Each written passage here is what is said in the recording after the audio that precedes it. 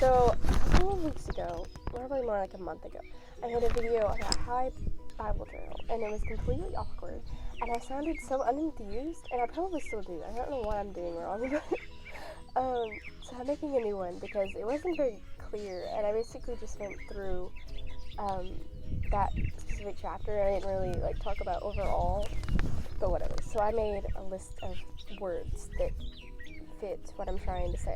Do you understand? It's like the soap method, but my own soap method that has nothing to do with soap at all, really. Except for 2 words. But anyway, so the first step is actually prayer. I know, so shocking. Sorry, my dog was doing something. Also, I'm outside because I feel awkward recording anything inside because I feel like I wake everybody up and everything. So I'm outside. Like I said, the first thing is prayer. So this is a personal thing, but I have little bullet points just in case, you're not really sure about what to pray for journaling. Get off, dog. So the first bullet point is more of a prayer of open my eyes to what you're trying to tell me in this reading. What are you trying to tell me about my life? What are you trying to tell me about what your will is for me? And then give me a word, but not just a word for me. I don't want a personal word I do want a personal word, but I don't want just a personal word that only really applies to me. Give me something for other people. So if you're an Instagram Bible blogger person who posts pictures of their Bible, I guess that's the word. This is a very important thing to pray, because if you're posting to thousands of people, you don't want to just be posting random. Is this close enough? You just don't want to be posting random things that God isn't really. You don't want to be posting things that aren't necessarily what God's wanting you to post. So I think that praying before you read, so that okay, this is what God's wanting me to post, instead of just doing it on a whim. Context. So context is just figuring out, okay, this book is between this book and this book, but then also you need to figure out who wrote the book you're writing. Do we know who wrote it? No one really, we have opinions on who wrote Hebrews, but we don't know for sure. I kind of think it was Paul, but you might not think it was Paul. So maybe that one you can't figure out who wrote it, but I would figure out what are you reading? Who are you reading? Who are you reading? Who wrote what you're reading? Why did they write what they wrote? And then did they write it to anyone specific? Was there an intended audience? With the letters, it's sent to a specific church or person most of the time. And so you figure out information about the church of Ephesus, and then you would get context of okay, well, that makes sense on why he was talking about this so much. And then what is going on in the world when it's written, not just in the world in general, but what's going on in the life of the person who read it or who wrote it. So you get more context when Peter was arrested when he wrote this, so he keeps saying, I'm a prisoner of God, and he's a literal prisoner of God, and then he's also a willing prisoner, I guess is the word. So the next part I have is obviously to read, because you have to read it before you can comment on it or highlight it. So I would say start reading your designated reading, but if you don't already, I would read it multiple times. This is just because you might not get out of the first reading what you would the second reading. So the first reading, it's not really new if you've read it before, but sometimes things pop out, that don't pop out the first time when you read it the second time. Especially if you never read the Bible before ever. I think that reading it once and then reading it twice really helps you see things that... Getting something off my arm. See things that you didn't see before. And so read it. I would say read it twice. But you can read 4 times, 17 times, however many times you want. But I would read it at least twice. And then the next thing I have is to read it in multiple translations. If you're one of those people who only one specific translation, you can just ignore this and skip ahead in the video. But I think that I start off with reading the KJV, and then I'll move on to the ESV, and then the NKJV, and then sometimes the Amplified. Not sometimes. I do it quite often. But I guess it really just depends on whatever mood I am. I decide which ones I'll read, but I always start with the same one. Is to highlight. So what is the main theme of this reading? Then I would figure out, okay, So this part can be like literally highlighting, or it could be like keeping it tracked in your brain. So highlight keywords, countries and city names, actual person names, things of personal interest, which can be whatever. Like, you thought this phrase was cool. I do that a lot. I highlight phrases that I think are super cool, and then I try to look up the meaning later, because I'm like, that is so cool. Like, why is it that specific word? It seems interesting. So, I'm sorry.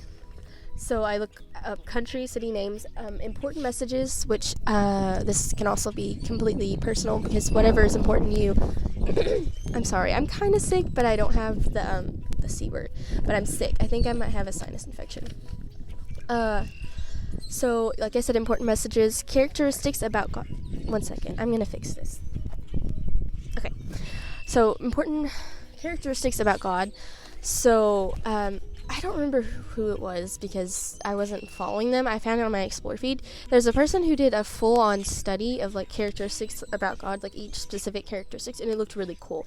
So if you wanted to do that one, I would suggest doing it, because it seems like it's obviously very important to know specific characteristics about God. I don't know why I was trying to say it seems like it, but it seems very interesting, like going through, and because I do that all the time. I start studies, like right now I'm going through the women of God, and every time I see a woman, even if she's unnamed or named, I go through and I highlight her name and I look up stuff about her and I keep a track in a different folder.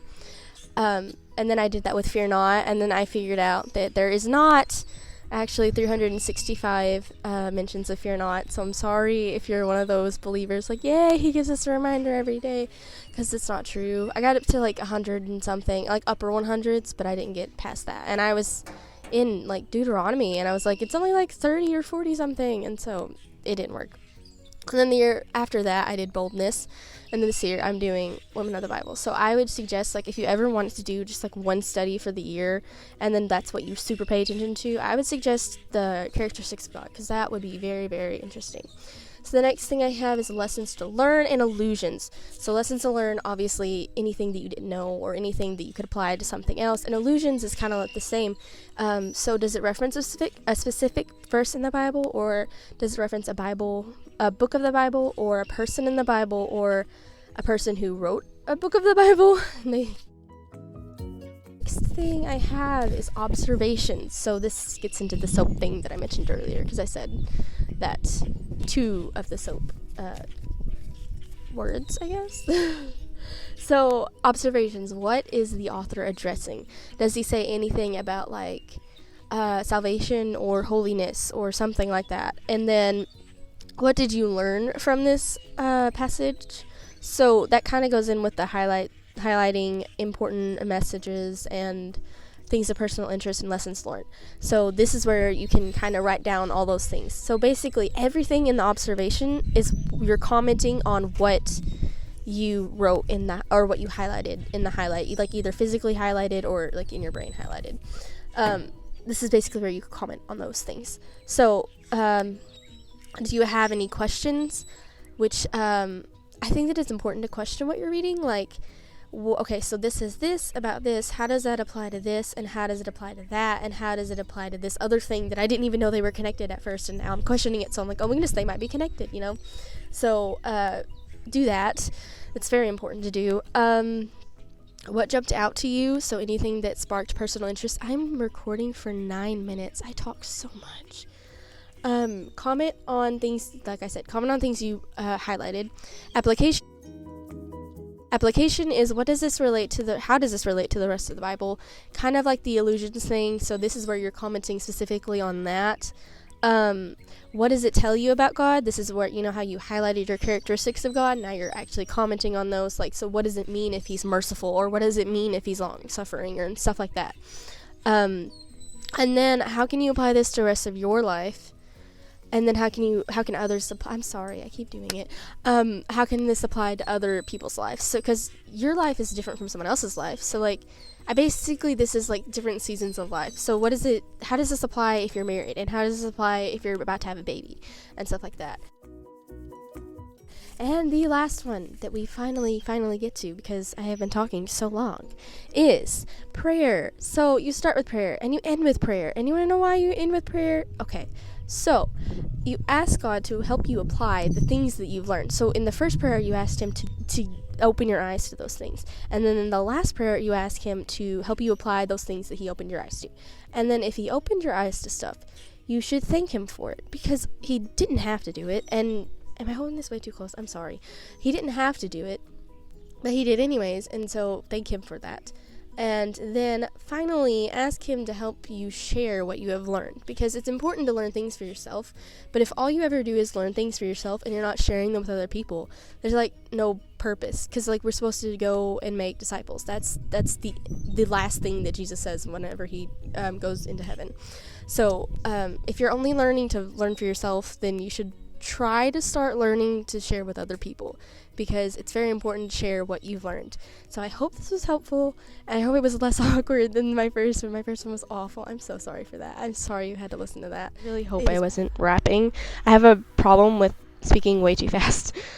So my Bible is my creative Bible. I've had people ask me about that before. Yeah. So if you ever want me to answer a bunch of... I keep looking over here. I'm sorry. If you ever want me to answer a bunch of questions, I can do that. I haven't really thought about doing that until yesterday. Someone asked me if I could do a Q&A video, which I've watched them. I just never thought anyone would be interested enough to have me do one. So if you want that to happen, just comment, like, things that you want to know, I guess. Bye. Thanks for watching this. I hope it's helpful, and if it's not, just yell at me, and then I can make a new one explaining even more. So, let's go.